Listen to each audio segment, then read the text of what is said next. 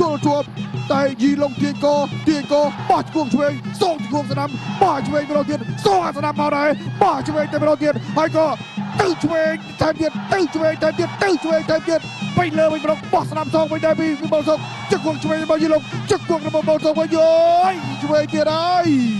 ឆ្វេងទៀតហើយអូយកូនេះអស់ទោះតែមកហើយបាទអស់ទោះតែម្ដងហើយធាក់ឆ្វេងច្រឡោតទៅក្រោយបន្តិចពីឃីមយីឡុងដើរចូលធាក់ឆ្វេងទាញកបានលើកជើងបច្រាស់កាច់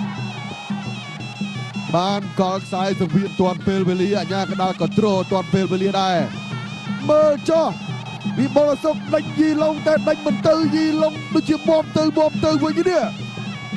ឃីមយីឡុងអ្នកប្រធានមានជ័យមកពីរស្មីភូមិគៀបបោះលើទៅថែមមកជង្គង់របស់យីឡុងជង្គង់វិញពីវិបុលសុកជង្គង់យីឡុងអូជង្គង់យីឡុងអូយវិបុលសុកទៅអ្នកភ្នំពេញដួលរបស់អ្នកប្រធានមានជ័យហើយឥឡូវនេះពេញវិបុលសុកទៅមកវិញបាទ8វាយបានទេ